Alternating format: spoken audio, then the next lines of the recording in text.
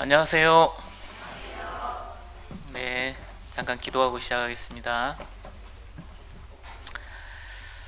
우리를 사랑하신 하나님 아버지 감사합니다.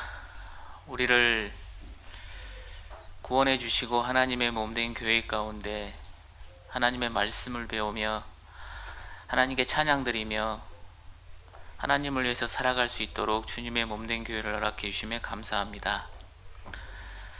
주님의 영광을 위해서 우리가 살아가게 해주시고 주님 앞에 섰을 때 잘하였다 칭찬받는 그런 삶을 통해서 하나님을 위해서 교회를 위해서 더욱 열심히 살 수 있도록 도와주시길 기도합니다.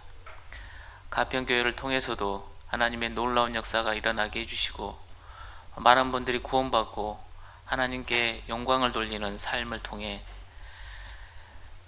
날마다 구원받는 사람이 날로 늘어나게 도와주시고 교회가 날로 부흥될 수 있도록 도와주시고 역사해 주시길 기도합니다.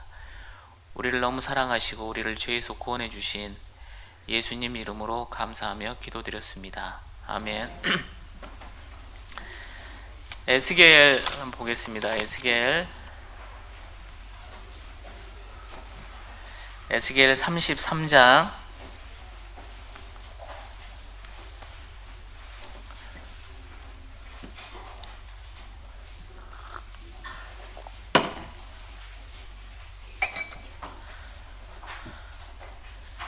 에스겔 성경 에스겔 33장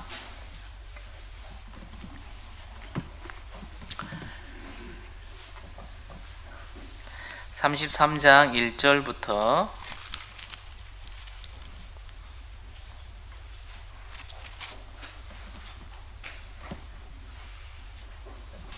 찾으셨나요? 네. 33장 1절부터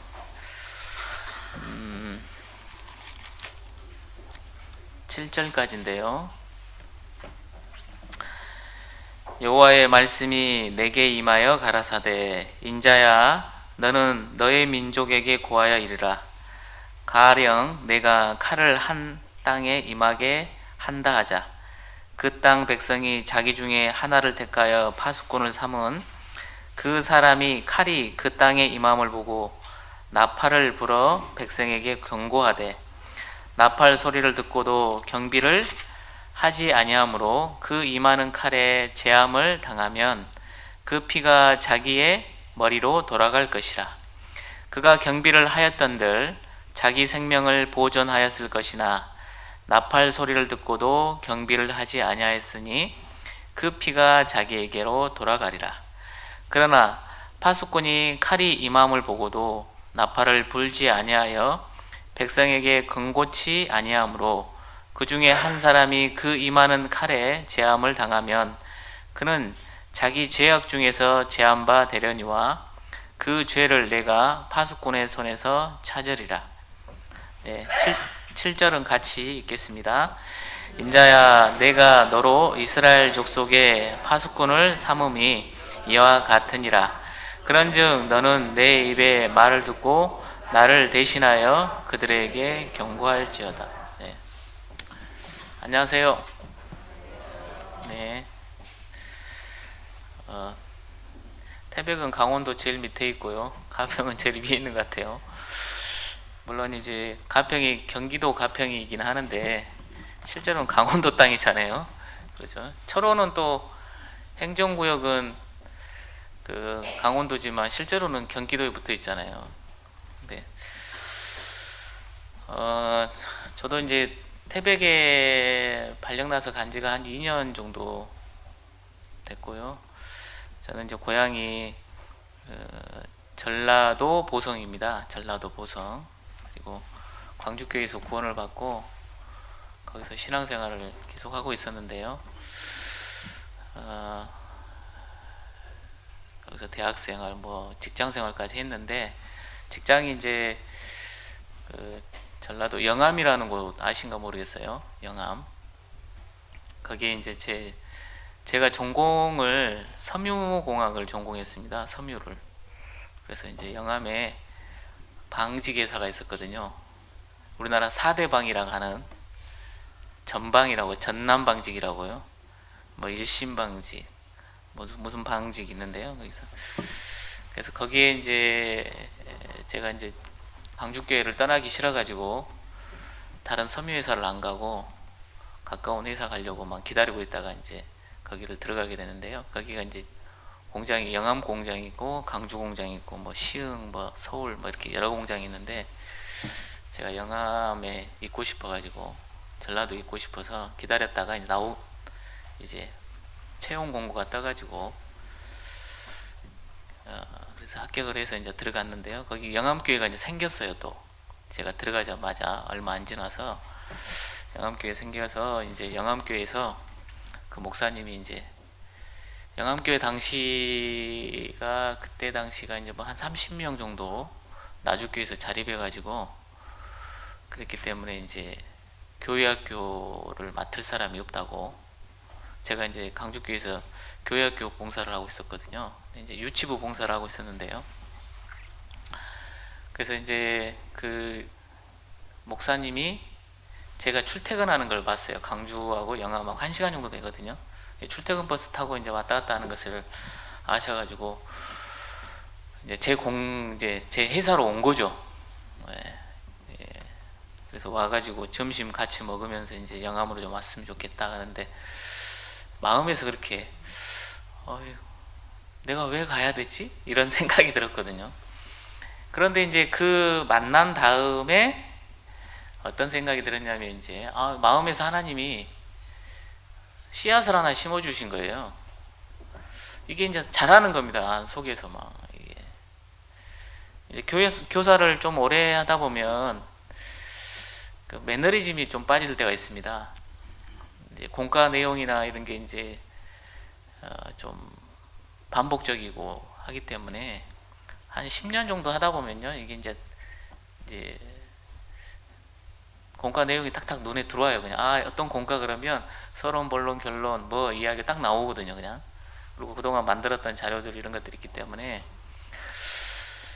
이제 그런 찰나였는데 그랬어요. 그래서 이제 영암으로 갈까 이런 생각이었죠.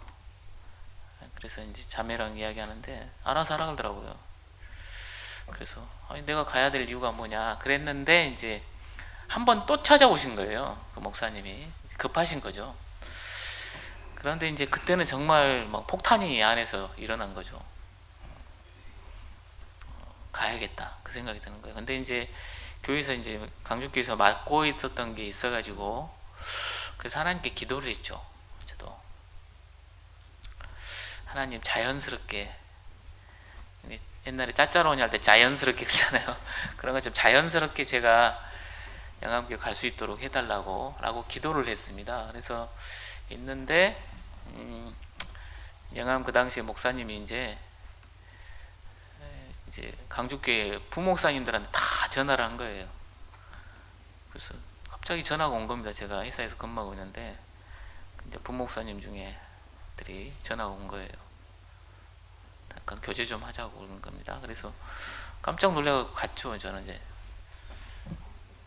몇 시까지 오라 가니까 퇴근하고 가려면 오래 걸리는데 그래서 이제 반차를 쓰고 조퇴를 하고 올라갔죠.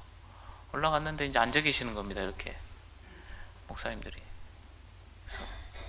그래서 차차차 하니까 형제님 결정에 맡길 건데 우리도 하도 목사님 전화 와가지고 복가 들 볶는다 그러잖아. 그죠? 그래서 못 살겠으니까 결정을 내라고 이제 결론 낸 게 형제의 의견에 맡기자. 이렇게 결론을 보셨는가 봐요. 그래서 저한테 물어보는 겁니다. 영암 가겠냐? 아니 제가 뭐 전도인도 아닌데 그러겠냐? 그랬겠죠. 그러다가 이제 제 마음속에 그냥 영암 가겠습니다. 그냥 제가 그때 결정을 내렸죠. 그래가지고 이제 어차피 직장이 그쪽이니까요. 그리고 이제 결정을 하고 이제 하니까 이제 제가 맡고 있는 직분들 다 이제 빼주시더라고요. 교회학교부터 해가지고 뭐 상담인 뭐 이런 것들 다 빼고 쭉 빼가지고 이제 내려가는데 이제 집도 잡고 근데 집이 이제 쉽게 잡히는 겁니다. 이렇게 거주할 집도 잡히고 또 이사 가는데 이제 영암 식구를 다 와가지고 이사 온 날에 있는 거예요. 그래서 내가 무엇이 관대 이럴까 그 생각이 들었거든요. 그러다가 이제 영암교에서 이사를 가가지고 그 당시 한 성인이 한 30명 40명 되는 것 같아요.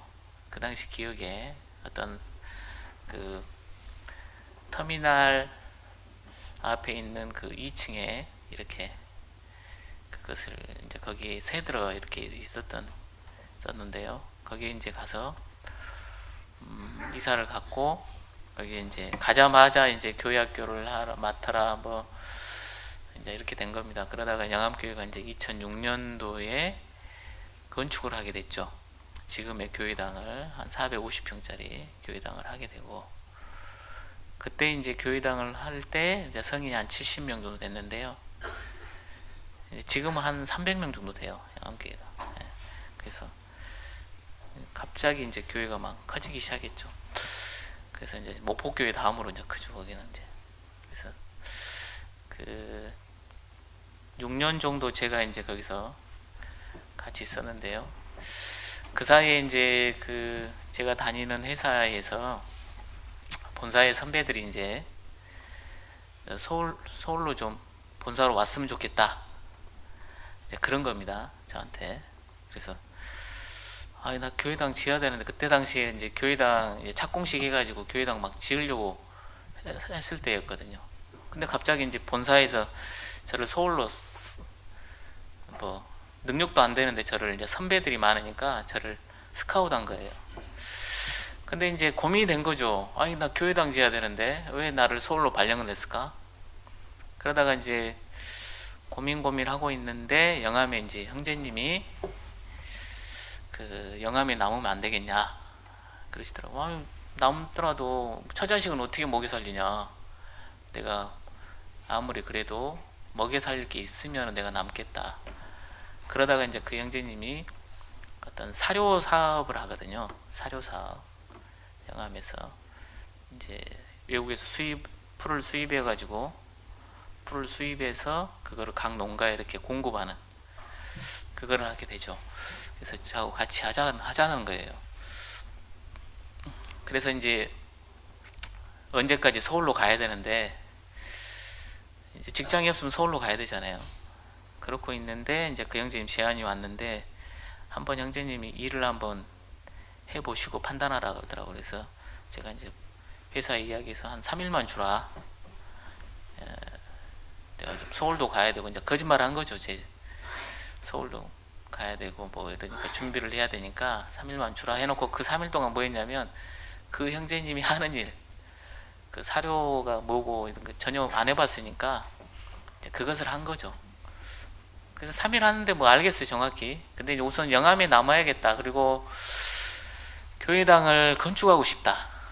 내 생에 정말 내가 마지막 기회일 수도 있고 내 생애에서 어떻게 이 교회당을 내가 건축하겠냐.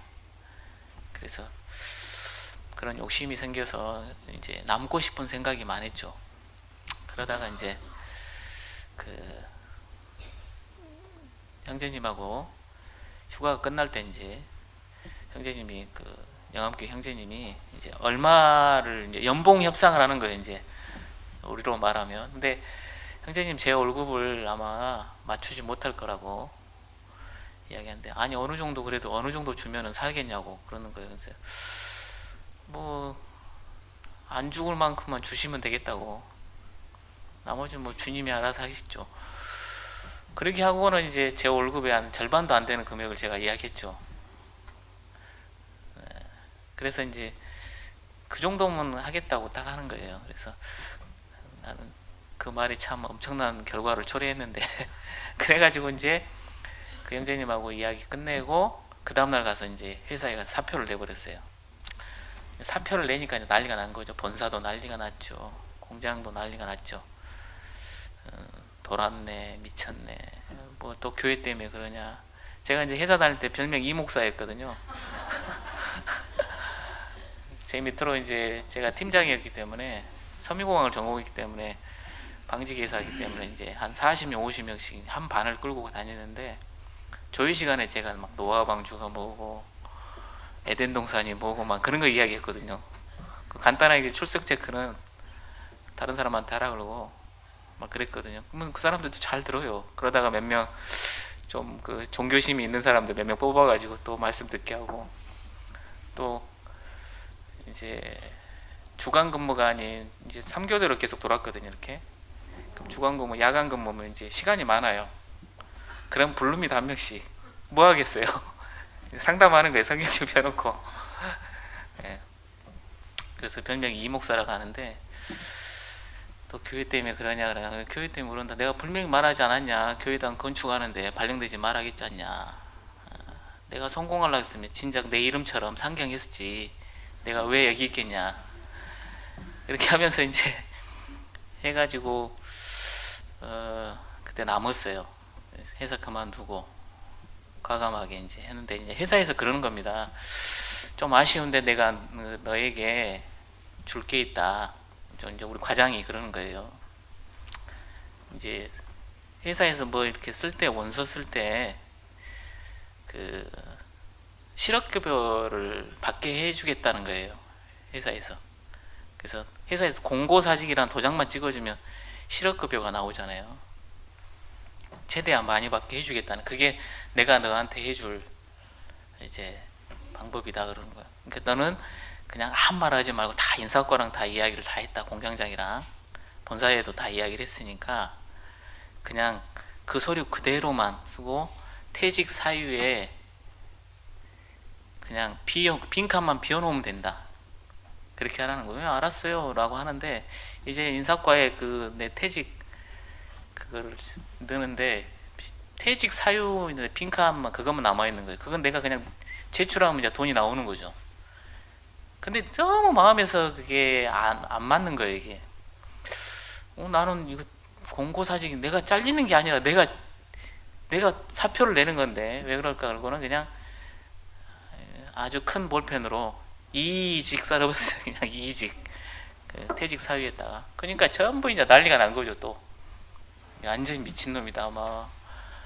근데 너무 마음이 편한 거예요. 그냥 내가 그 돈에 내 양심을 팔 수는 없다. 그리고는 너무 편하게 그냥 정물 나서는데, 야, 기분이 너무 좋은 거예요.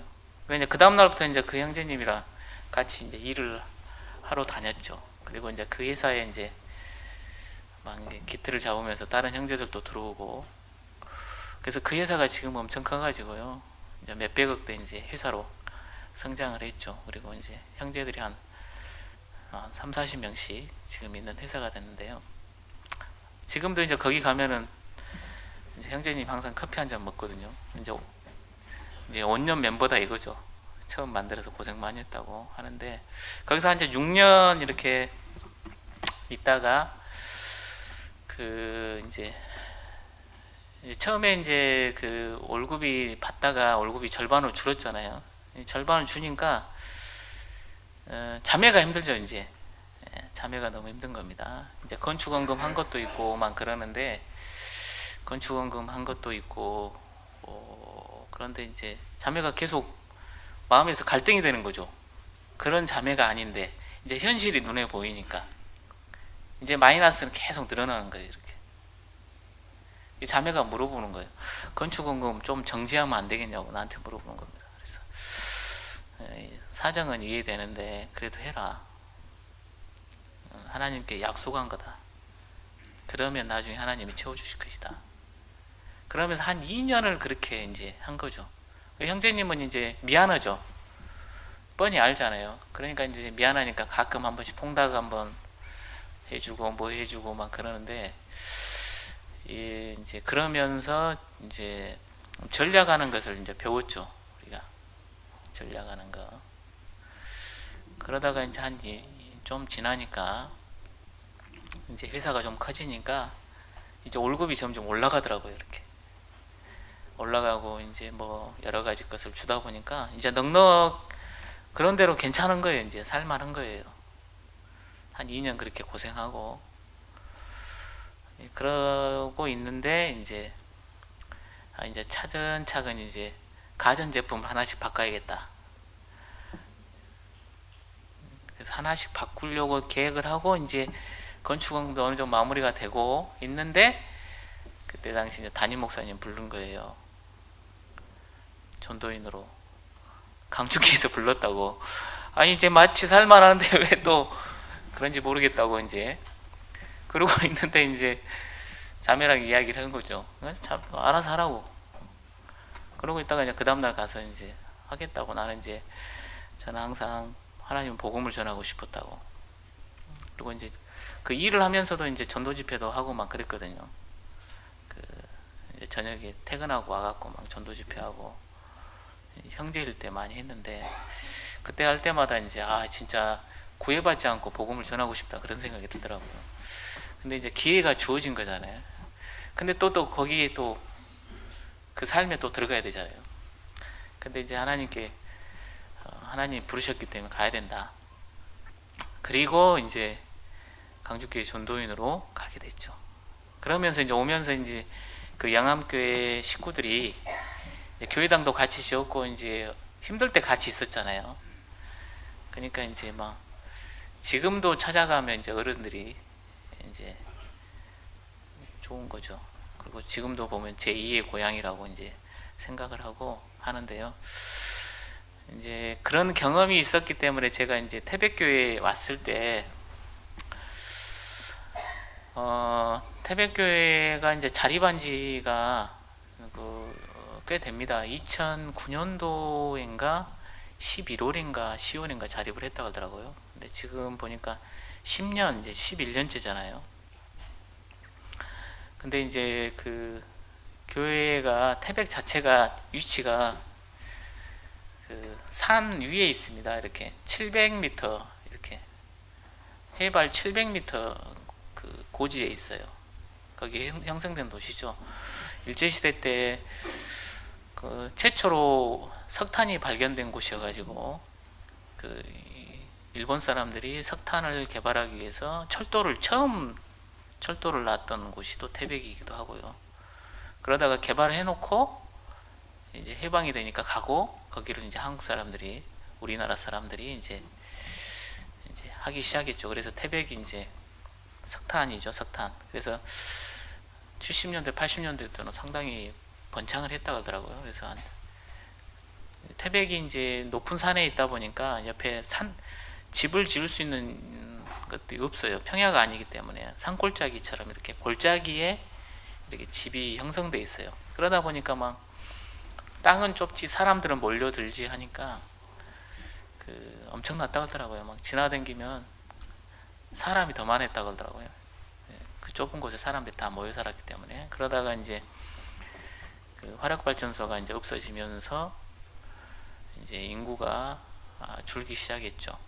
그리고 그 정책적으로 국가에서 석탄을 캐봐야 손해니까 수입하는 게 더 싸기 때문에, 그래서 돈을 줘가면서 퇴직금을 몇 년치를 더 주면서 이제 정책적으로 광부들을 내보내기 시작합니다. 그러다가 이제 점점 이제 도시들이 어떤 옛날에 석공들이 있었던 그런 단지들, 아파트 단지들이 단지 전체가 막 비어 있어요.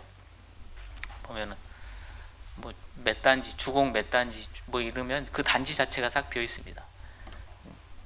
그런 것처럼 인구가 빠져나가서 지금은 이제 4만 한 2,000명, 2,000명, 14만, 15만 명 되다가 10만 명이 빠진 거죠. 그래서 가면은 어느 도시, 어느 옛날에 번창했던 가면은 아주 거의 유령 도시처럼 이렇게 돼 있고요. 이제 지금은 이제 이쪽에 터미널 쪽으로 옮겨가지고 이제 좀 그쪽에만 사람이 좀 모여 있고요. 그래서 태백이 지금 그래도 지금 석탄을 두 군데서 캐고 있습니다. 많은 양은 아닌데요. 발전소 이제 들어가기 위해서 캐고 있고요. 그다음에 이제 태백이 이제 강원랜드 들어보셨죠? 아실 겁니다. 지금은 이제 강원랜드라고 안 하고 옛날에는 카지노라겠죠. 그 지금 하이온 리조트라고 해갖고 이렇게 만들어가지고 이름 좋게 해가지고, 그래서 그 직원들이 대부분 태백에 거주합니다. 그 직원들이 협력업체까지 하면 10,000명 이상 되거든요. 15,000명인가 돼요. 그래서 그 대부분의 직원들이 이제 우리 그 태백에 거주를 해요. 그러니까 이 강원랜드하고 탄광 조금 몇천 명, 이제 이 부분이 이제 태백의 실제적인 경제 돈을 버는 그겁니다. 그러니까 강원랜드를 빼버리면 태백은 거의 무너지죠. 그렇게 됩니다. 그러니까 주변에 그 외부에서 들어오는 것을 상당히 꺼려합니다. 그래서 뭐 무슨 요양센터라든가 뭔 공장이라든가 이런 거 들어온 걸 무지하게 배척을 해가지고 아예 못 들어오게 막아버리죠. 그러다가 이제 최근에 이제 교도소를 유치해가지고 좋아하더라고요. 그것도 반대를 막 했는데 이번에는 젊은 사람들이 이제 나서가지고 서명 받아가지고 이제 교도소를 유치해서 이제 사람들이 이제 좀 하게 하는데요. 이제 인구가 빠져나가는 지역이고 해년마다 한 2,000명 정도가 계속 빠져나가고 있다고 하더라고요. 인구가. 그러다 보니까 이제 몇 년 안 되면 한 2만 명대로 떨어질 거라고 이제 예측은 하는데, 그래서 지금 안간힘을 쓰고 있는 거죠. 근데 이제 문제는 뭐냐면 이제 교회인데 좀 폐쇄적이고, 그 다음에 이제 거기에 단골 또는 태백산, 천신 막 이런 게 있어가지고요. 옛날에부터 있었던 토속신앙이나 그런 무당이라든가 이런 영향들이 상당히 큽니다. 그래서 태백에 보시면 그렇게 교회가 힘을 못 써요. 교회가 그렇게 많이, 물론 큰 교회가 있긴 있어요. 근데 그렇게 뭐 영향력이 있고 뭐 그러진 않습니다. 십자가가 그렇게 많지가 않아요. 보통 가면은 태백은 한 곳에 모여 있거든요. 한 곳에 모여 있습니다. 몇만 명이 거기에 모여 있기 때문에. 근데 보면 십자가가 그렇게 많지가 않아요. 보통 우리가 도시 가면 태백 오시는 분은 알겠지만요, 시골이 아니거든요. 도시거든요. 그냥 도시거든요. 산속에 있는 도시라고 생각하시면 되는데 보통 십자가가 많이 있잖아요. 근데 그렇게 많이 눈에 안 띄어요. 그럴 정도로 사람들이 어떤 토속신앙이라든가 불교, 그리고 지금 대순진리회가요, 거기를 지금 성지를 만든다고 수양관처럼 만들고 있습니다. 그래서 땅이 나오기만 하면 다 삽니다, 지금. 그러니까 어마어마하게 크게 지금, 여기도 뭐 있죠? 어제 저녁에 밥 먹고 가다가 뭐 빨간색으로 막 이렇게 해놓은 에덴 동산인가? 에덴은 거기 있죠. 그렇게 지금 만들고 있어요. 대순진리회가 거기 태백을요. 땅이 나오면 얼마입니까? 1억입니다. 그럼 2억을 주고 삽니다. 그러니까 좋죠. 말도 안 깎는 게 아니라 더 줘버려요. 2배를 줘버려요. 얼마? 1억이요. 그럼 2억을 현금으로 줘봅니다. 그러니까 좋죠. 파는 사람들은. 뭐 음식점 나온다, 그 일대 나온다 그러면 딱 삽니다. 그냥 건물 통째로 사고 싹 밀어버리고, 그 다음에 이제 그거로 똑같이 만들고 있어요. 에덴인가요? 그런 것처럼 태백을 이렇게 만들고 있더라고요. 근데 어찌됐든 형제 자매들이 어렵게 신앙생활을 했었는데 교회당을 하나님이 기적적으로 주셔가지고요, 교회당 올해 이제 6월 1일 날 입당식을 하고, 그 다음에 하다 보니까 그 숫자가 이제 늘어. 가평도 교회당 건축하고 많이 넣으셨잖아요. 진짜 많이 넣으셨잖아요, 지금. 그런 것처럼 태백도 조금씩 늘고 있어요. 그래서 이제 올해 50명을 넘기려고 했는데 못 넘겼어요. 얘들 포함해가지고 50명 되면 소고기를 먹기로 했는데 4명이 부족해가지고 못 먹었습니다. 내년에는 70명이다. 내년에 70명 되면 소고기를 한번 먹든가 소를 한 마리 잡든가 하자 그랬는데요. 조금씩 복음이 들어가는 것이 감사가 되고 그렇습니다. 이 이야기만 할 수는 없고요. 자, 에스겔 한번 보시죠.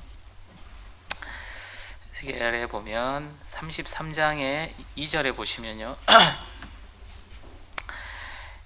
인자야, 너는 너의 민족에게 고하여리라. 가령 내가 칼을 한 땅에 임하게 한다 하자. 그 땅 백성이 자기 중에 하나를 택하여 파수꾼을 삼은, 파수꾼, 인자, 하나님이 에스겔을 불러가지고 너를 이제 뭘로 이야기하냐면 파수꾼 이야기를 하는 거예요. 파수꾼이 보초잖아요.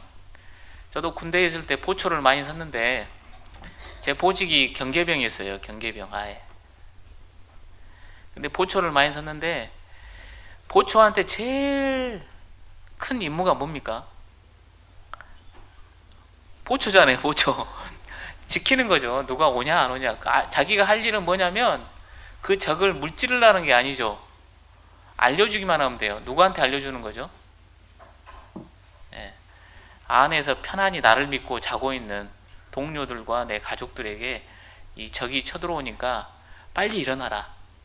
준비해라. 그거를 미리서 알려주는 거잖아요. 초병이잖아요. 초병. 근데 뭘로 이야기하시냐면 만약 그 초병이 적군이 쳐들어오는데 자고 있다는 거예요. 그리고 알려주지 않아요. 그러면 만약에 알려주지 않아서 백성들이 만약에 멸망을 당한다면 그 핏값을 누구한테 찾을 거냐? 그 초병이 잘못해서 찾는 거 아니냐? 유명한 장군이 그 이야기했죠. 작전에 실패한 장군은 용서가 되지만 초병이 그 보초를 잘못 써가지고 하는 그것은 용서가 안 된다. 돌이킬 수가 없다는 거죠. 그런 것처럼 초병의 역할이 큰데 그 이야기를 하는 거예요. 근데 만약에 그 초병이 적군이 쳐들어왔는데 그걸 알려줬는데 그 사람들이 대비를 안 했어. 그래서 자기들이 멸망당했어. 그러면 그 핏값은 안 찾겠다라는 거죠. 근데 만약에 초병이 잘못해서 백성들이 멸망을 당하면 그 핏값을 누구한테 찾겠냐? 그걸 이야기하는 거거든요.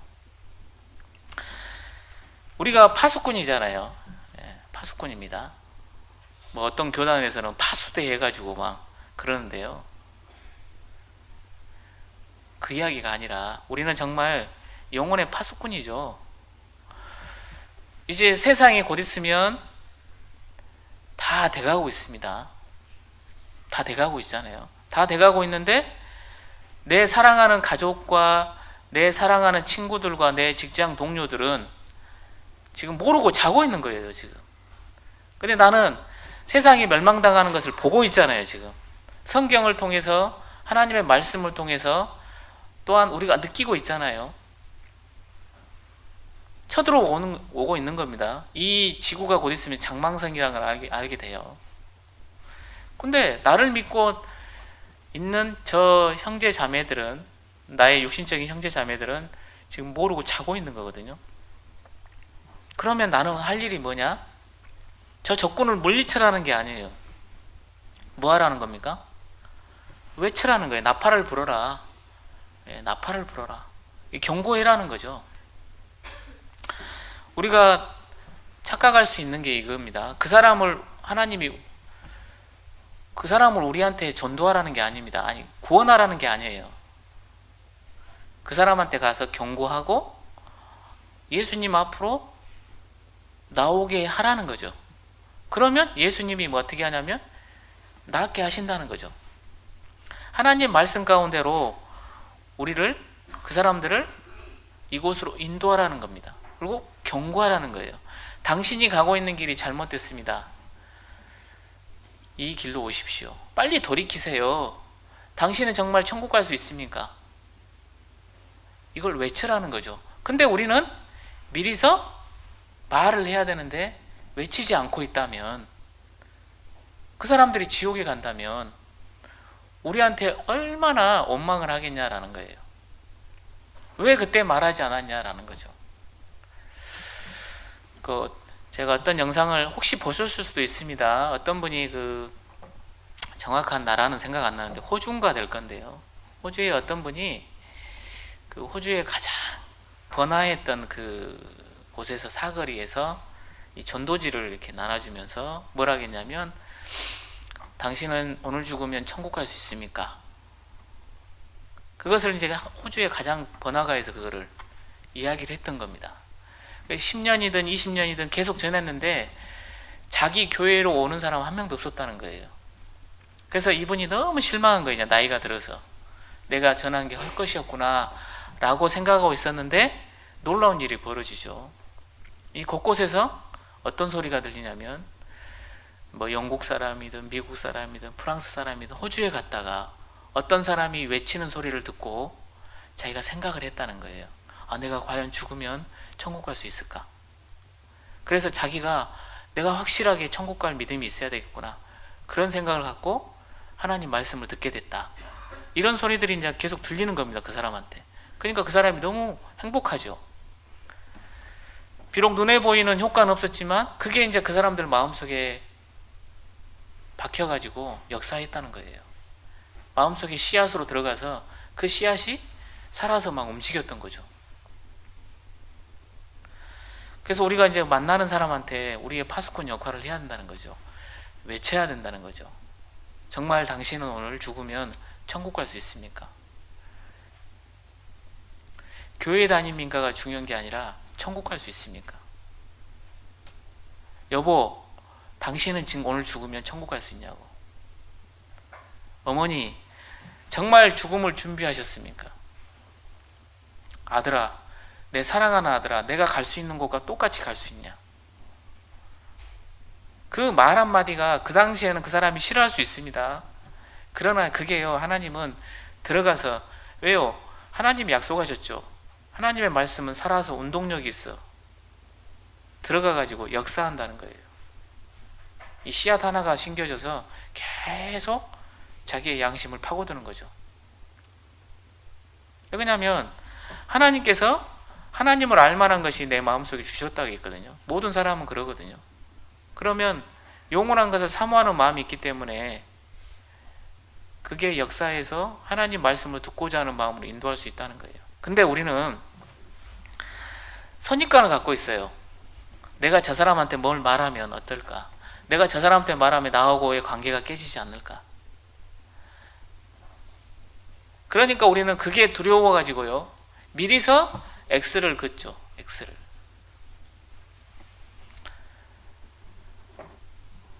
어차피 말해봐야 안 들을 거니까. 그래서 미리서 생각하고 말을 전하지 않는다는 거죠. 그러면 만약 그 사람이 지옥에 간다면 우리한테 원망을 하지 않겠냐라는 거예요. 왜 말하지 않았냐? 내가 그때 가장 힘들었었는데 그때 말 한마디만 했어도 내가 분명히 말씀을 들었을 건데. 태백의 그 봉사회장님이 최근에 이제 어떤 분을 인도하는데요, 그분이 이제 항상 마음에 걸렸답니다. 그래서 말을 할까 말까 했는데 이제 한 몇 년이 지나서 용기가 나서 이야기를 했대요. 말씀 좀 들읍시다. 그러니까 나 하나님의 교회 다니는데 그랬다는 거예요. 3달 전에 또 다녔다는 거예요.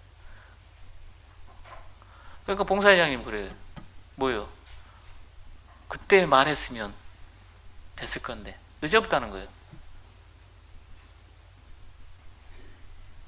그러니까 우리가 막 이렇게 재고 있는 사이에 그 사람들은 나름대로의 뭘 찾고자 노력했는데 말을 안 해주니까 그냥 혹 간 거죠. 그러니까 내 주변에 많은 사람들이 그럴 수 있다는 거예요. 의외로요, 이 강하게 보이는 사람들이 약하거든요. 왜 강하게 보일까요? 강하게 안 보이면 나중에 다른 사람한테 당하기 때문에 오히려 강하게 보이는 거거든요. 강할수록 꺾이기가 쉽죠. 근데 우리는 겉으로 보이는 그런 모습을 보고 미리서 겁을 먹고 뭐 하냐면 안전한다는 거예요. 전해야 된다는 겁니다. 누가 전하겠습니까? 누가 전하겠어요? 세상 사람들 다 이야기 들어보세요. 열심히 살고 뭐 하는데요, 다 좀 더 나을 거라고 달려가잖아요. 근데 실제로 삶은 좀 더 나은 삶이 아니잖아요, 지금. 그러면서도 열심히 사는 거예요. 그런 영상 보셨습니까, 혹시? 아프리카인가 어딘가 모르는데 온숭이를, 개코 온숭이 아시죠? 개코 온숭이 잡는 방법이 아주 간단하답니다. 개코 온숭이가 냄새를 엄청 잘 맡아요. 그래서 개코 그러잖아요. 그래서 그런지 모르겠지만 하여간 개코 온숭이가 있는데 냄새를 얼마나 잘 맡는데 이 온숭이를 잡는 방법이 간단하답니다. 어떻게 하냐면 이 나무처럼 생긴 곳에 구멍을 2개를 뚫는답니다. 이렇게 손이 이렇게 폈을 때 싹 들어가게. 그래서 주먹을 딱 쥐면 못 나오게, 그 정도 구멍. 그리고 그 구멍 속에다가 원숭이가 가장 좋아하는 것을 기름칠을 해가지고 넣어놓는답니다. 그러면 원숭이가 코로 냄새를 맡아가지고 와요. 그리고는 그 안에 물건을 탁 잡아요. 먹고 싶어서 손을 넣습니다. 그러면 이제 쥐어야 되잖아요. 가지고 오려면. 그러면 빼져야 안 빠져요. 그러면 이제 사냥꾼은요, 그거 쳐다보고 있다가 그냥 노래하면서 가는 거예요. 그러면 개코 원숭이는 이제 빠지려고 도망가려고 하는데 이 손만 놓으면 되는데 이것도 먹고 싶고 도망도 가고 싶으니까 난리를 치는 겁니다. 주먹을 쥐고. 빠져요, 안 빠져요? 안 빠지는 거예요. 꼭 우리의 모습일 수도 있다는 거예요. 그렇죠? 우리가 정말 놓으면은 되는데 놓지를 못해. 놓지를. 자기가 어디로 끌려가는지도 모르고 그렇게 잡고 있는 겁니다. 그런 것처럼 우리가 많은 사람들이 그러는데 그 사람에게 우리가 복음을 전해야 되잖아요. 그래서 성경에 이 복음을 전하는 내용이 아주 많아요. 그래서 오늘은 요나서를 한번 보시죠. 요나 한번 보겠습니다. 요나서 1장.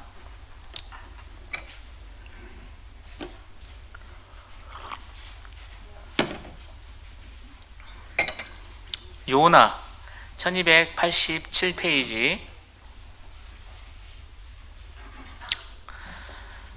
요나서 1장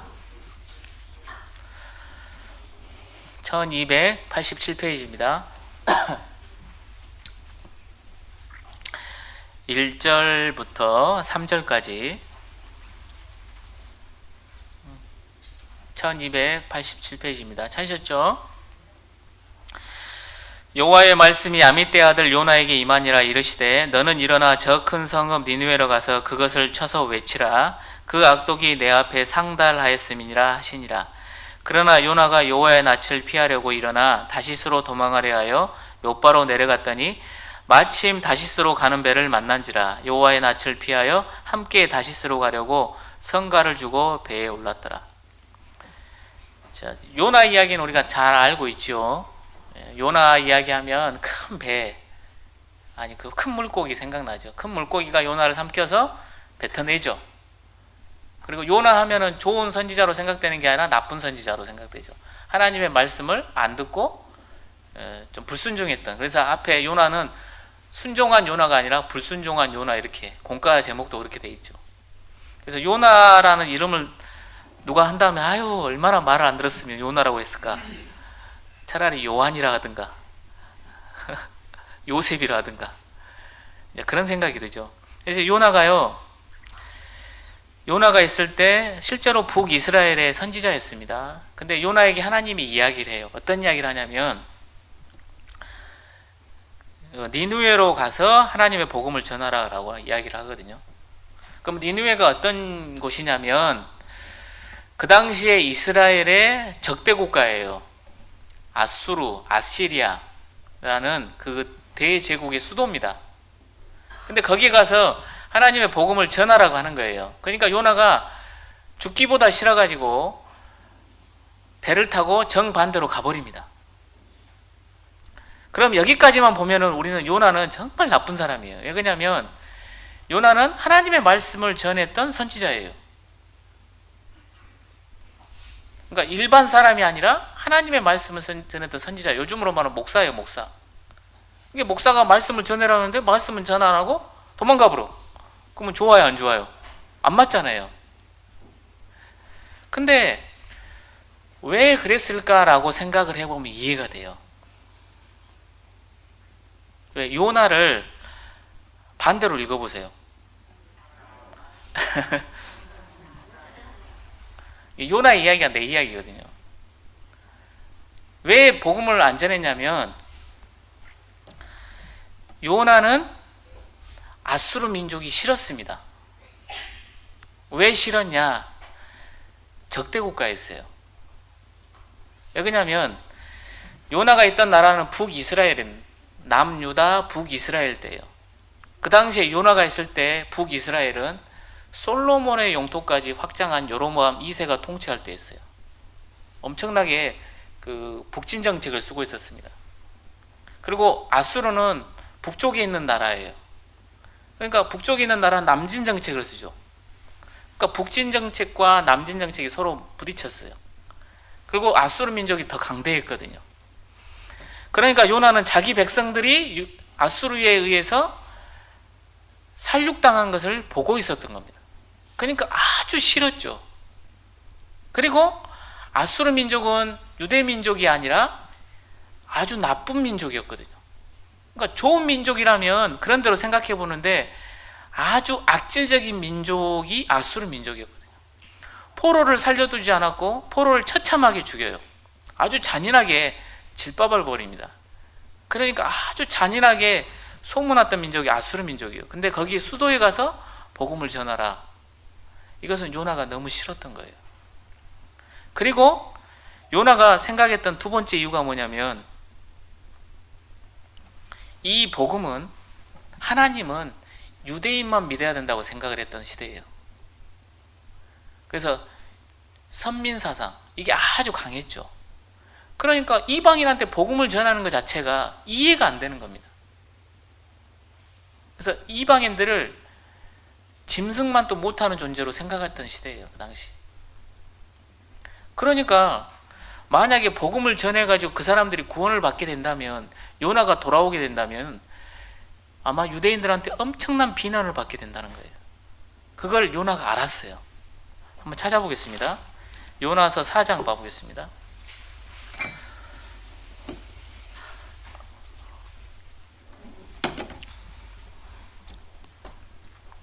요나가 심히 싫어하고 노하여 여호와께 기도하여 가로되 여호와여 내가 고국에 있을 때 이러하겠다고 말씀하지 아니하였나이까. 그러므로 내가 빨리 다시스로 도망하였사오니 주께서는 은혜로우시며 자비로우시며 노하기를 더디하시며 이내가 크시사 뜻을 돌이켜 재앙을 내리지 아니하시는 하나님이신 줄 내가 알았음이니라.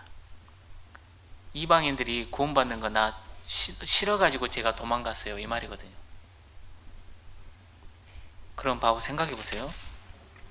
이게 과연 나의 모습인가 나의 모습이 아닌가 생각해 보자는 거예요. 자, 내가 복음을 전할 때 만나는 대로 합니까? 선별적으로 하십니까? 선별적으로 하시죠. 인상 좋은 사람, 나한테 잘해준 사람, 좀 선하게 보인 사람이죠. 깍두기 머리에 험악하게 생긴 인상과 칼자국 있고 막 이런 사람한테 전도지 줍니까? 안 줍니까? 무서워서 못 주죠. 나한테 잘해준 사람한테, 선의를 베푼 사람한테 복음을 전하고 싶지, 나를 맨날 갈구고 나에게 정말 악의적인 감정을 갖고 있는 사람한테 복음을 전하고 싶습니까? 요나도 그랬던 겁니다. 요나도 사람이었거든요. 그러니까 선별적으로 전하거든요. 우리가 복음을 선별적으로 전해요. 나한테 이익이 되는 사람, 혹시나 나한테 잘해주는 사람한테 해줘요. 그러죠. 눈치를 보고 전해죠. 요나를 우리가 욕할 수는 없다는 거예요. 자, 내 가족을 와서 칼과 창으로 와서 막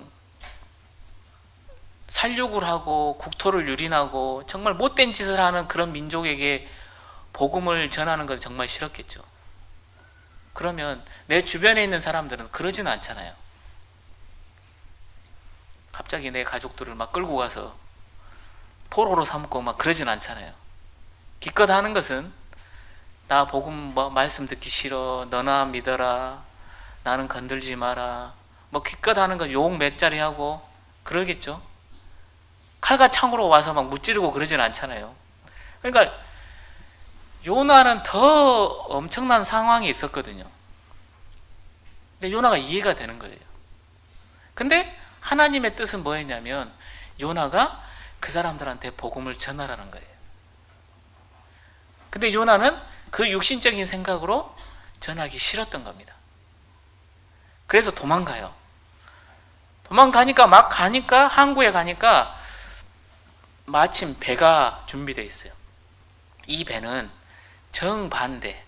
하나님은 동쪽에 가서 전하러 가는데 서쪽으로 가버립니다. 그 배, 옳지, 이거는 하나님 뜻이다. 그래, 이 배를 타자. 그리고 돈을 주고 그 배를 타고 갑니다. 여기까지 되면은 요나는 해피엔딩이죠. 그러나 하나님은 요나를 훈련시키고 싶었고 교훈을 주고 싶었어요. 자, 4절 한번 보겠습니다. 여호와께서 태풍을 바다 위에 내리심에 바다 가운데 폭풍이 대작하여 배가 거의 깨어지게 된지라. 요나서 1장 4절입니다. 죄송합니다. 요나서 1장 4절에 여호와께서 태풍을 바다 위에 내리심에 바다 가운데 폭풍이 대작하여 배가 거의 깨어지게 된지라. 요나가 이제 배를 타고 가는데요, 그 배가 깨어지게 되는 겁니다. 이건 뭘 이야기할까요? 그 인생의 바다에 배가 떠 있죠. 인생의 바다에 배가 떠 있습니다. 내 가정의 배가 될 수 있고요, 내 학교의 배가 될 수 있고, 가평이라는 지역사회의 배가 될 수 있습니다. 크게 본다면 이 지구호가 되겠죠. 그러면 폭풍이입니다. 인생의 바다는요, 잔잔하지 않습니다. 폭풍이 있습니다. 계속 폭풍이 일어요. 그러니까 배가 거의 깨어지게 되는 거예요. 왜? 하나님이 인생의 바다에 폭풍을 불게 하시는 것이 하나님을 찾아라는 겁니다. 어려움이 다 있죠. 모든 가정에는 위기가 옵니다. 위기가 와요. 가정이 깨질 정도의 위기가 오기도 하고, 정말 엄청난 마음의 고통을 감당하기 힘들 만큼의 위기가 옵니다. 배가 거의 깨어질 정도로 막 위기가 와요. 이게 죽어야 되냐 살아야 되냐, 이런 위기가 와요. 왜? 그렇지 않으면 사람들은 하나님을 찾지 않아요. 세상이 전부인 것처럼 살거든요. 그러니까 세상이 무너져야, 세상이 막 흔들흔들해야, 믿고 있는 구석이 흔들흔들해야 다른 곳을 쳐다보는 거예요. 그러니까 하나님은 인생의 바다에 폭풍을 막 일으키는 거거든요. 자, 우리 형제자매님들 생각해 보세요. 내가 구원받았을 때 생각해 보세요. 내가 구원받았을 때 인생에서 가장 행복할 때 구원받으셨어요? 힘들 때 구원받았어요? 힘들 때 구원받았죠. 힘들 때. 그러니까 상황은 똑같은 거예요. 다른 분들도 지금 힘들 때가 있어요. 하나님이요, 폭풍을 일으킵니다. 어떤 자매님이 동창회를 갔어요. 동창회를 갔는데 처음엔 안 가려고 했는데 하도 호락해서 한 20 몇 년이 지나가지고 동창회를 참석한 겁니다. 이 동창회 가니까 어때요? 여자 동창회예요. 어때요? 이제 옷 좋은 거 입고 와요? 나쁜 거 입고 와요? 예, 어디서 세탁소에서 빌려서라도 하여간 좋은 거 입고 가죠. 이 자매님은 그냥 수수하게 간 거예요. 그러니까 보니까 이 자매님은 순수하게 오고 보니까는 그렇게 잘 산 것 같지가 않거든요. 왜냐하면 자매님이 이게 그 학교 다닐 때는 정말 잘 살았어요. 그러다가 아버지가 돌아가시고 사업이 실패하면서 가세가 기울면서 그러다 구원을 받았거든요. 수수하게 그냥 안 꾸미고 간 거예요, 자매님. 그러니까 너 왜 이렇게 됐냐 막 한 거예요. 너 그때 왜 이렇게 됐냐, 뭐 이야기 좀 해봐라. 그러니까 아니 뭐 그래도 나는 구원을 받아서 간다. 그러다가 이제 끝나고 2차 그 진짜 친한 사람들 있잖아요. 그래서 2차 이제 커피숍에 간 거예요. 그래서 자매님이 먼저 이야기를 했대요. 내가 이렇게 됐는데 이렇게 해서 구원을 받아서 이렇게 하나님을 알게 됐다 하고 간증을 먼저 쫙 한 겁니다. 그런데요, 전부 걱정 근심 없을 것 같은 친구들이 다 하나씩 이야기하는 거예요. 나 솔직히 있잖아, 우리 남편이 지금 집 안 들어온 지 오래됐어.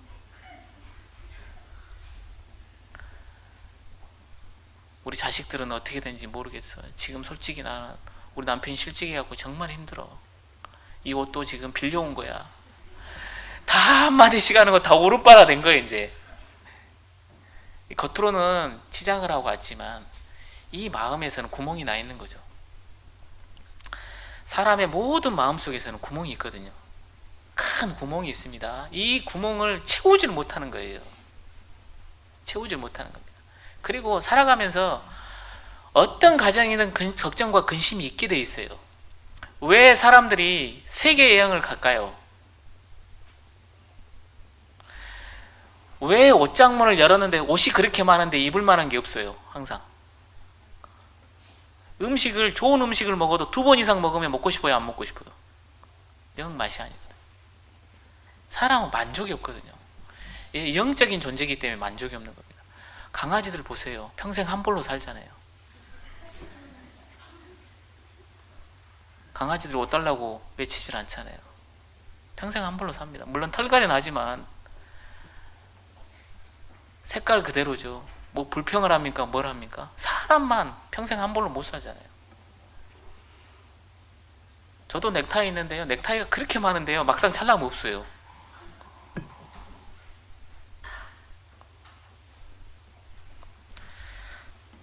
폭풍이입니다. 폭풍이 일어.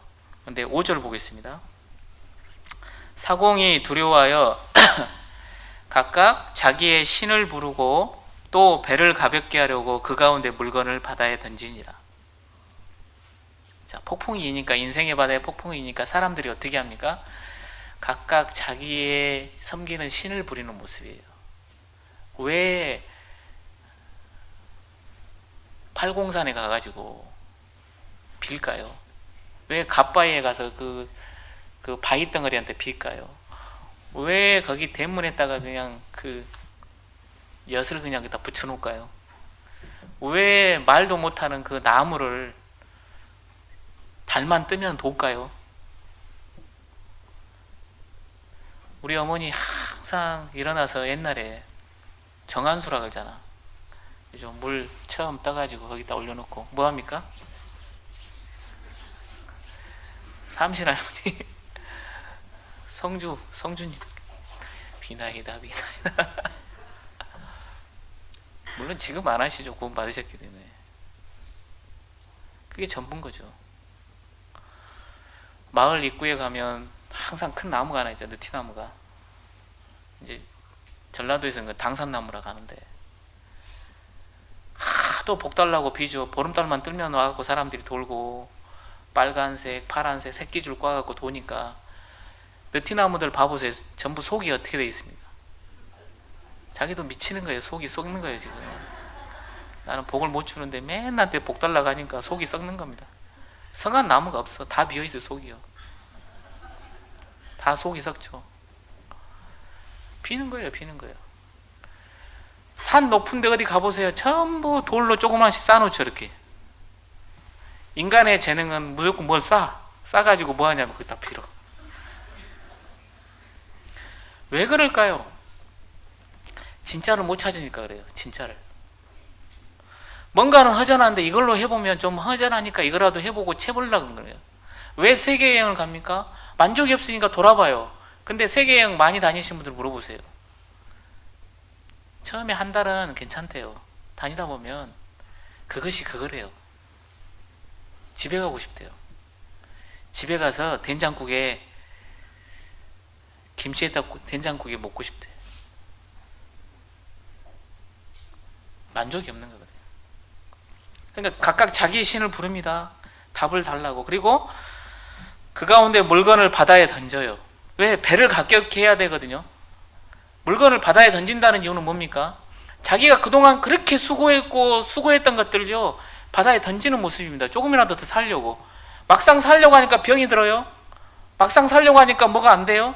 그러니까 뭐 합니까? 다 약값에 뭐에 다 던지는 모습입니다. 자기가 그렇게 수고해서 목숨처럼 알았던 것을 다 바닷가운데 던집니다. 근데 풍랑이 잔잔해집니까? 안 잔잔해지거든요. 이게 내 주변의 사람들이 지금 그러고 있는 거예요. 지금. 근데 놀라운 일이 벌어집니다. 1장 보세요. 1장 5절에 중간에 보면 그러나 요나는 배 밑층에 내려가서 누워 깊이 잠이 든지라. 다른 사람들이 지금 난리가 났는데 이 답을 알고 있는 요나 이 파수꾼은 뭐 하고 있냐면 자고 있어요. 네? 자고 있습니다. 혹시 우리가 그러지 않냐라는 거예요. 내 가족들이, 내 친구들이, 내 직장 동료가, 내 자식들이, 내 부모님이 왜 정한수 떠놓고 빌겠어요? 왜 만족 없이 막 돌아다니겠어요? 왜 사람들이 술을 마시겠어요? 왜 사람들이 힘들어하겠어요? 근데 이 이유를 알고 있는 요나는 배 밑층에서 자고 있는 겁니다. 파수꾼이 이야기를 해야 되는데 이야기를 못하고 자고 있는 모습이에요. 우리가 그럴 수 있다는 겁니다.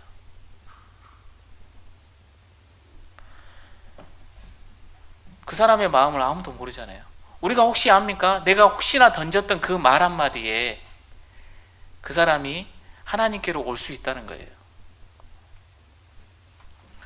자, 6절 보겠습니다. 6절에 선장이 나아가서 그에게 이르되 자는 자의 어찌미뇨 일어나서 너의 하나님께 구하라. 혹시 하나님이 우리를 생각하사 망하지 않게 하시리라 하니라.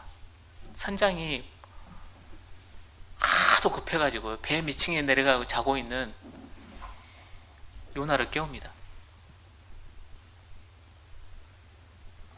어떤 사람이 그리스도인이요 자기 역할을 안 하고 있잖아요. 그럼 이방인을 들어서 그 사람을 깨웁니다. 네가 지금 잠잘 때냐? 근데도 요나는 정신을 못 차려요. 그렇죠? 그리고 뭐합니까? 네 하나님께 구해봐라 좀 라는 겁니다. 그런 이야기까지 한 거예요. 근데 요나가 기도했다는 이야기는 없어요. 그죠? 그러니까 마음이요 자기 생각으로 가로막혀서 복음을 안 전하니까 마음이 딱 막혀버린 겁니다. 그냥. 내가 지금 어느 길을 가고 있는지, 내가 지금 무엇을 하고 있는지 모르고 있는 겁니다. 내가 왜 직장 생활을 하는지, 내가 왜 그걸 하는지 그 목적을 상실한 채 살아갈 수 있다는 거예요. 그리스도인이 그럴 수 있다는 겁니다.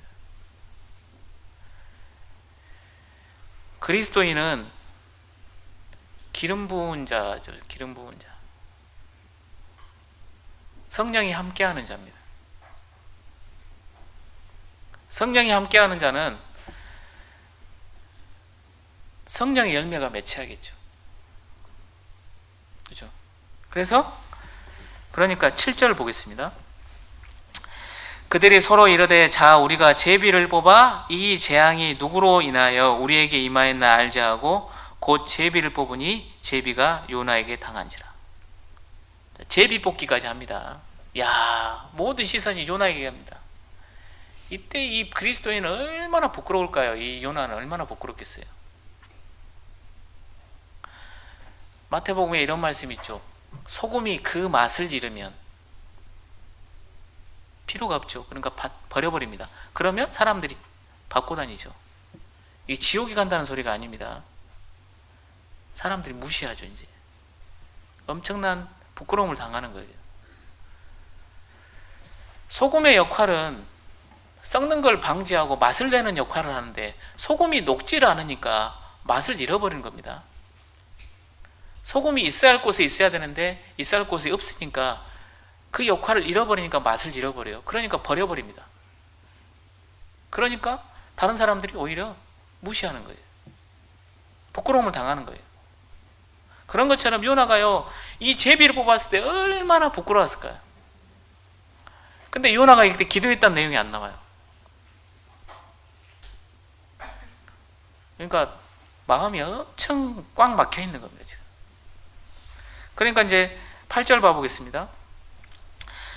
우리가 그에게 이르되 청컨대 이 재앙이 무슨 용고로 우리에게 임하였나 구하라. 너의 생업이 무엇이며 어디서 왔으며 고국이 어디며 어느 민족에 속하였느냐. 네 생업이 무엇이며 고국이 어디며. 자, 우리 생업이 뭐죠? 우리 그리스도인이죠. 그리스도인. 복음을 전하셔야 됩니다. 우리 고국이 어디입니까? 대한민국 맞죠? 그 육신적인 고국이죠. 우리의 본향은 어디가 있습니까? 천국입니다. 우리 본향에 천국이 있으면 천국의 소망을 갖고 사는 게 맞죠. 본향 갈 곳 생각해서 본향 갈 그걸 준비하잖아요. 돌아가야 되니까. 그리고 어느 민족에 속하였느냐. 구원 안 받은 사람이 이렇게 물어볼 수 있다는 거예요. 너 고요에 달았냐? 네가 그 비밀을 알았는데 왜 나한테 말하지 않았냐? 어머니 저한테 왜 말씀하지 않으셨습니까?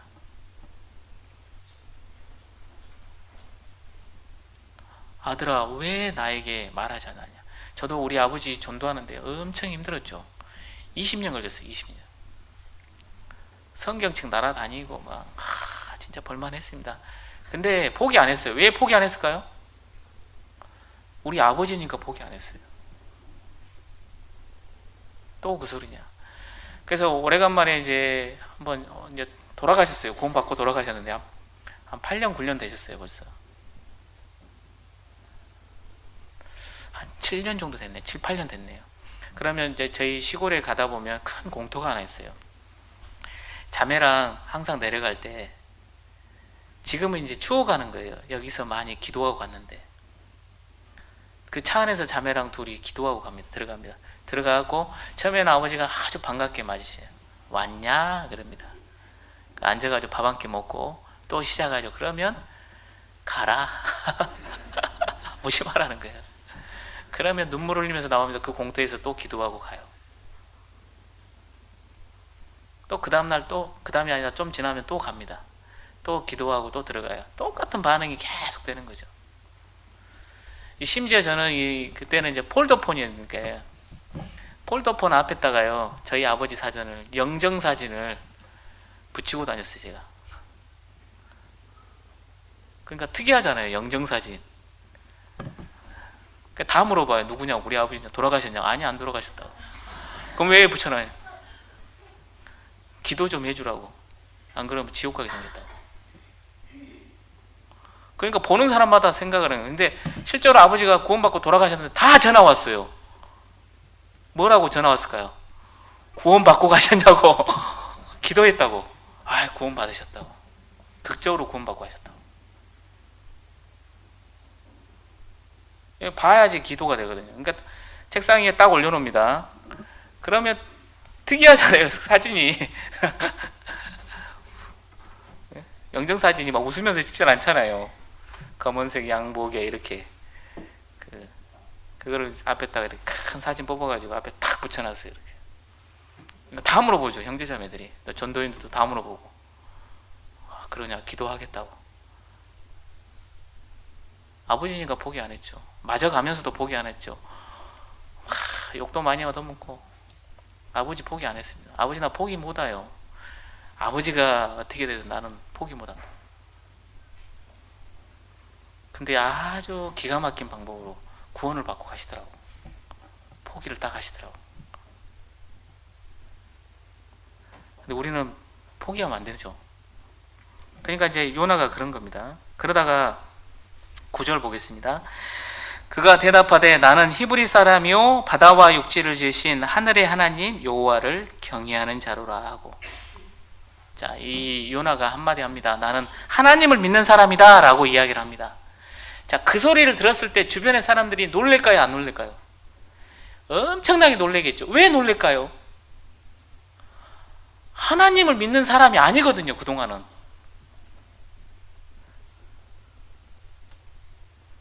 하나님을 믿는 사람이라면 그렇게 행동을 안 하거든요. 하나님을 믿는 사람이라면 세상이나 하나님 말씀을 안 듣는다 이 말이야? 하나님이 전하라면 가야지 왜 그걸 거부하냐라는 거예요. 옛날에 중세시대 때 그 그리스도인들이, 구원받은 그리스도인이 생활이 안 되는 거예요. 타락해 버립니다. 그러니까 그걸 비꼬는 투로 이렇게 이야기하는 거예요. 어떤 사람이 그렇게 이야기하는 거예요. 뭐라고 이야기했냐면, 만약에 나에게 천국의 소망이 있고 만약에 하나님이 정말 살아계신다면 나는 평생을 무릎을 꿇고 유리가 깨진 길을 걸으라 하면 내가 걸겠다. 근데 그리스도인들을 보니까 하나님 안 계신다. 그리스도인들을 보니까 천국이 없다. 이렇게 비아냥거리기도 했습니다. 정말 하나님이 계시고 천국이 우리에게 선물을 줬다면 우리 생활은 좀 더 바뀌어야 된다는 거예요. 그렇잖아요. 근데 그리스도인이 세상에 소망을 두고 살고 있어요. 그리스도인들이 교회에 올 때만 하나님을 믿어요. 그리스도인들이 세상에 나가면 그리스도인인지 세상 사람인지 구분이 안 가요. 그러면 나중에 그 사람들이 지옥에 가서 나중에 우리의 정체를 알았을 때 얼마나 놀라겠어요. 너 교회 다녔었냐? 이런 소리를 듣는다면 우리는 반성을 해야 된다는 거죠. 그래서 놀랍니다. 10절에 자기가 여호와의 낯을 피함인 줄을 그들에게 고하였으므로 무리가 알고 심히 두려워하여 이르되 네가 어찌하여 이렇게 행하였느냐? 네가 어찌하여 이렇게 행하였느냐? 엄청난 원망을 쏟아내죠. 그 답을 알고 있지 않냐? 바다에 풍랑이 불고 배가 왜 꿰어지게 됐고 왜 우리가 이렇게 힘든지 그 답을 알고 있는 네 이오나가 왜 그 이유를 알고 있는데 왜 이 사실을 이야기하지 않고 배 밑층에서 자고 있냐 이 말이죠. 그리스도인이 이럴 수 있다는 겁니다. 누군가는 희생을 했고 누군가는 나를 위해서 수고를 했기 때문에 여기 계시는 거예요. 그러면 나도 이 받은 사랑을 그 사람을 위해서 나도 희생을 해야 되고 수고를 해야 됩니다. 겨울에 내내 얼어있죠, 땅이. 얼어있는 땅이 봄이 되면 녹지요. 그러면 씨앗을 바로 안 뿌리죠. 밭을 갑니다. 밭을 갈죠. 밭을 간 다음에 바로 씨앗 뿌리면 바로 나는 게 아니죠. 뭐 아닙니까?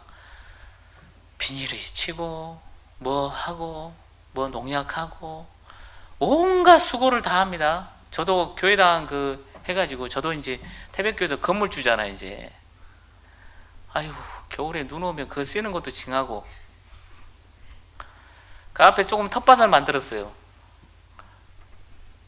고추 심고 그 다음에 뭐 심고 그랬거든요. 그거 어때요? 쉬워요 안 쉬워요? 아 진짜 뭐 우리 집에 화초들은 들어오면 다 죽거든요. 예. 관리를 안 해요. 뭐 자매한테도 그래요. 그 관리할 시간에 나에게 물 한 잔 더 주라고 그래요. 근데 어떻게 심어놨는데 어떻게 여기다가 물 주고 시티때도록 물 주죠. 뭐 하죠? 그러면 이제 겨울에 가을 되면 이제 수확을 하잖아요. 이렇게 따먹잖아요. 점심 때 이제 고추 따가지고 그냥 된장에 그냥 찍어 먹기도 하죠. 우리는 그걸 알아요. 자, 수확은 바로 얻지 못한다는 거예요. 분명히 땅이 녹아야 되고 분명히 밭을 갈아야 되고 그 다음에 시간이 흘러야 열매를 맺게 돼요. 그 사이에 농부는 엄청난 수고가 들어가요. 비 올 때나 눈이 올 때나 어쨌든 가야 할 때는 가는 거예요. 비 오면 비 온다 걱정이고 비가 안 오면 또 비가 안 온다 걱정이에요. 내가 그분한테 복음을 전하잖아요. 그러면 계속 가야 됩니다. 계속. 근데 우리는 한두 번 씨앗을 뿌려놓고 놔둬버립니다. 뭐 보리도 아닌데 뿌려놓고 놔둬버려요. 그럼 나중에 보면 어떻게 될까요? 씨앗이 안 자랐죠. 이건 풀이 더 많이 나니까 가시와 엉겅퀴가 있으니까 그걸 뚫고 일어나야 돼. 못 일어나잖아요. 그걸 뽑아줘야 되는데 못 해줘요.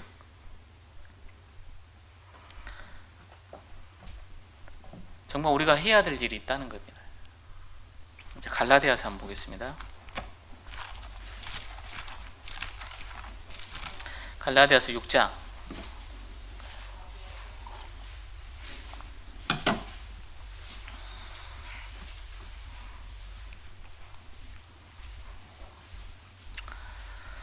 갈라디아서 6장 7절부터 9절까지입니다. 갈라디아서 6장 7절로 9절.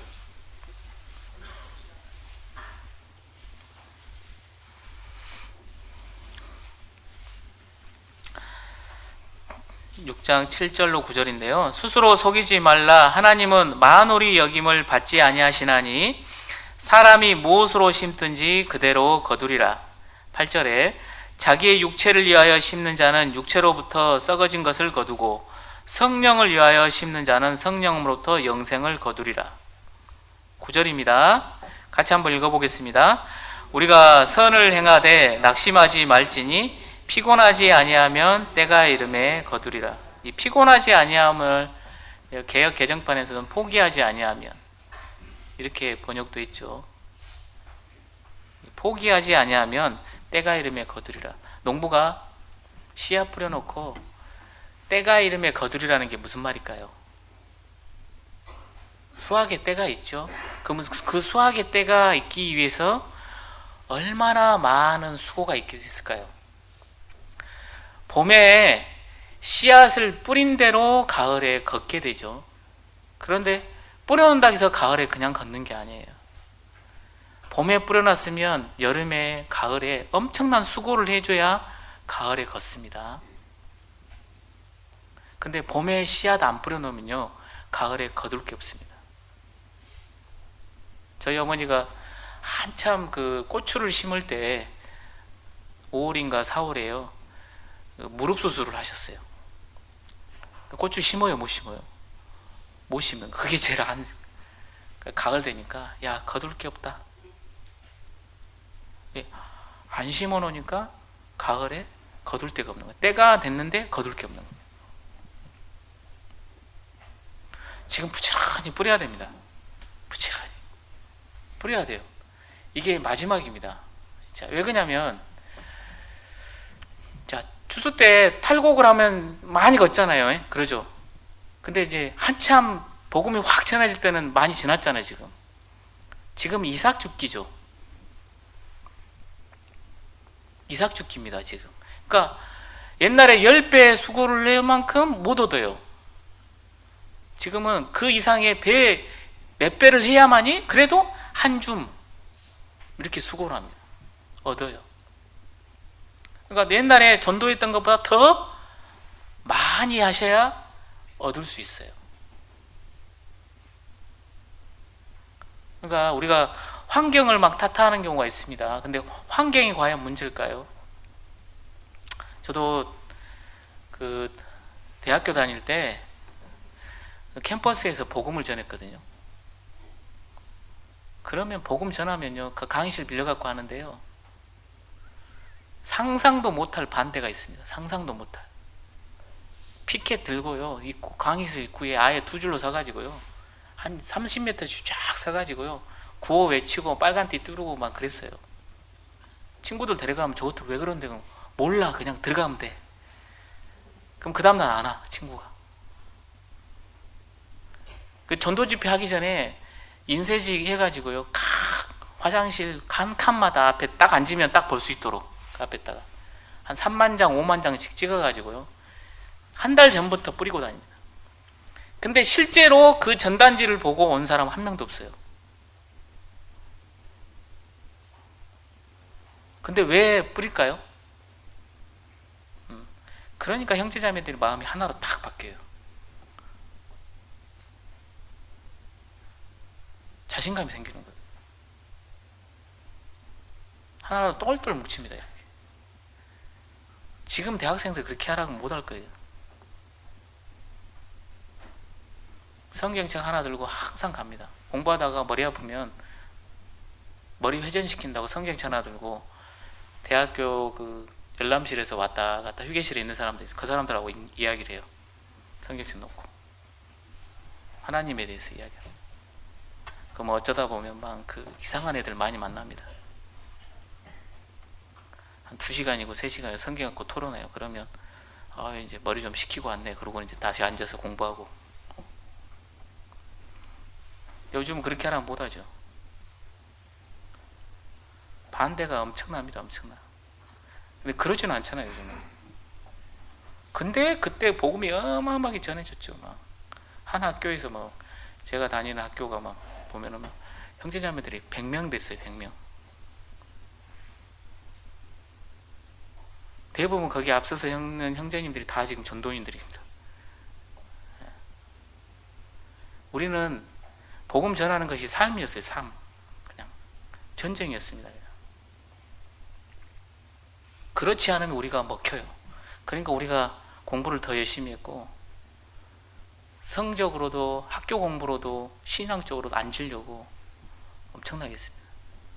부모들이 대부분 다 구원을 안 받았기 때문에 또 열심히 성적도 잘 나와야 돼. 지금은 안 그러죠.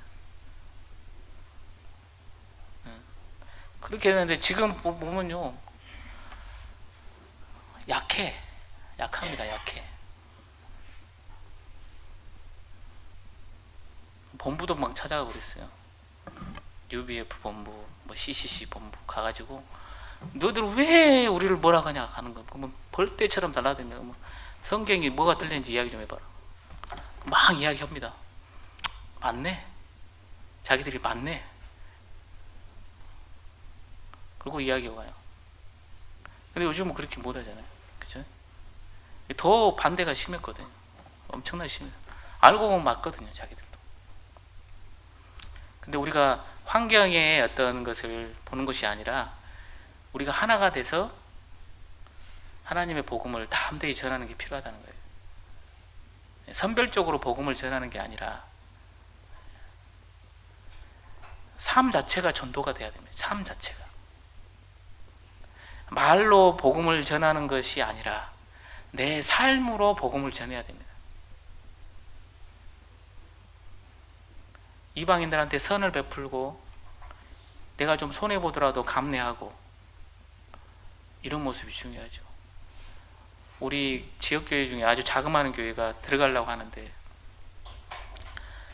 거기서 막 마을 입구에다 이제 교회를 짓는데 막 반대가 심한 거예요. 교회가 그냥 거기는 불교가 심하니까 교회가 들어온다고 반대하고 난리가 아니었답니다. 그래서 들어가서 교회당을 지었어. 그래서 그 성도들이 했던 일이 뭐냐, 토요일마다 모여가 청소를 했답니다. 교회 그 마을 청소를 해줬대. 계속 토요일마다 모여서 임원들이. 그리고 전기 뭐 고장난 거 있어 고쳐주고, 집 고장난 할머니들이 혼자 사시니까 집 고쳐주고 물 새는 데 해주고 그렇게 해줬답니다. 한 2년 지나니까요, 이제 마을 이장이 돼버렸어. 목사님이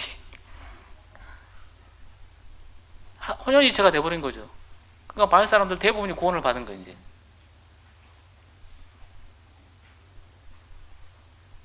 복음이 막 전해지는 거죠.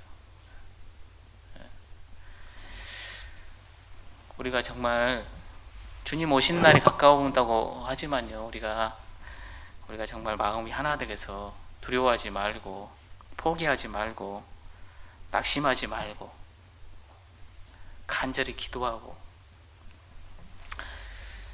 내가 전해보고 그 사람 반응이 영 그래요. 그러면 그냥 접고 오셔가지고 또 기도하고 한 달이든 두 달이든 기도하세요. 그 다음에 또 가는 겁니다. 그래 또 그래요. 그러면 말 변론할 필요 없습니다.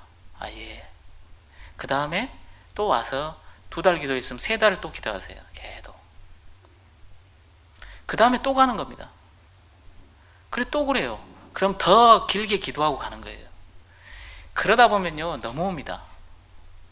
다 오게 돼 있어요. 하나님이 그 사람의 마음을 열어줍니다. 근데 우리는 한두 번으로 포기해버립니다. 포기하면 안 됩니다.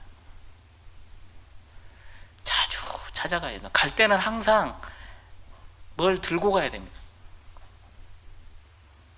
뭘 들고 가야 돼요. 미안하게 해야 돼요. 비싼 거 들고 갈 필요 없습니다. 필요한 거 생각하셔가지고 집에 딱 가면 필요한 게 보여요. 그분한테 필요한 게 비싼 거 아니더라도. 그러면 그걸 들고 가는 거예요. 그거 드리고 오는 겁니다.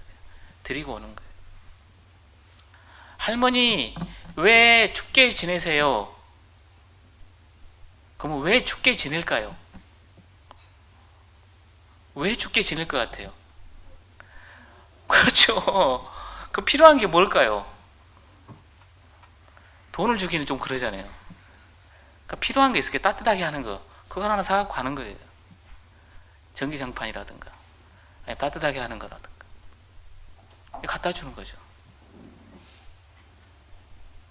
제가 어떤 분을 봤는데, 어떤 할머니를 전도하는데 어떤 분은 보면 여름인데 더운데 선풍기라 좀 틀고 다니시지. 그러니까 보니까 선풍기가 없어. 말은 그렇게 할 수 있죠. 근데 그분은 그 말하기 전에 선풍기를, 이마트 가면 싸잖아요. 한 2만원 3만원 사잖아요. 그거 사고 선풍기 한 대 딱 줬어요. 그분 교회 올까요 안 올까요? 무조건 오죠. 네. 무조건 오게 돼 있어요. 무조건 오게 돼 있습니다. 식사 좀 하시죠. 식사 누가 안 하고 싶냐고. 왜 식사를 안 할까요? 먹을 게 없으니까. 김을 사갖고 합니다. 김 그냥 드리는 거예요. 그럼 그분 올까요, 안 올까요? 오게 돼 있습니다. 무조건 오게 돼 있습니다. 이게. 강축교회 어떤 자매님이 그렇게 전도합니다.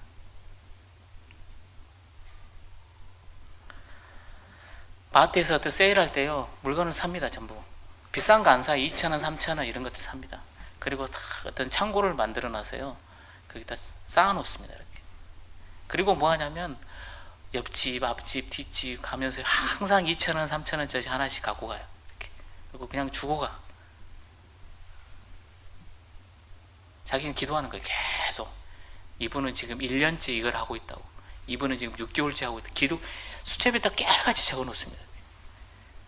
어찌 보면 소름이 끼칠 정도로. 그리고 전도 집회 때는 꼬박꼬박 인도를 해요. 근데 꼭 구원을 받고 꼭 교제에 붙어요.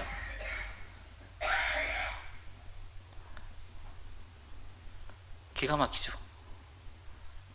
가평교회도, 태백교회도 좀 그렇게 했으면 좋겠어.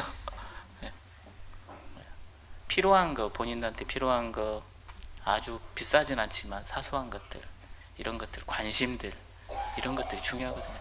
뭐 다른 거, 그것은 외부적으로 있는 것은요, 그렇게 중요하지 않더라고요. 그래서 우리가 꼭 복음을 전해야 된다. 우리가 선을 행하되 낙심하지 말지니 피곤하지 아니하면 때가 이름에 거두리라. 때가 이름에 거둔다는 겁니다. 그래서 하나님의 복음을 더 전하셔가지고요, 여태강당 확 채워가지고요, 또 많은 분들이 또 구원받고 하나님께 영광을 드리는 그런 삶을 살았으면 좋겠습니다. 그리고 저 아래에 있는 태백교회를 위해서도 많이 기도해 주시기 바랍니다. 잠깐 기도하겠습니다. 우리를 사랑하신 하나님 아버지 감사합니다. 우리에게 많은 걸 주시고 우리에게 특별히 영원한 생명을 주셨습니다. 천국의 소망을 주시고 하나님에서 살아갈 수 있는 기회를 주시며 감사합니다. 더욱 우리가 주님을 위해서 살게 해주시고 주님의 영광을 위해서 살아가게 도와주시길 기도합니다. 우리를 통해서 많은 영혼들이 구원받게 해주시고 많은 일꾼들을 세워주시고 하나님의 놀라운 역사 가운데 우리 교회를 사용하여 주셔서 우리 교회를 통해서 더욱더 많은 영혼이 구원받고 신앙이 세워져 가고 교회가 날로 든든히 세워져 가게 도와주시고 이 시간에도 수고하시는 해외에 계시는 선교사님들, 가족들, 형제 자매님들 주님이 함께 하시고 필요한 것으로 채워주시길 또한 기도합니다. 주일 말씀으로 우리를 교훈해 주신 하나님께 감사드리며 우리가 주님 안에서 또한 세상에서도 빛과 소금으로서 열심히 살 수 있도록 도와주시고 우리를 통해서 많은 영혼들이 구원받을 수 있도록 도와주시길 기도합니다. 우리를 너무 사랑하시고 우리를 죄에서 구원해 주신 예수님 이름으로 감사하며 기도드렸습니다. 아멘.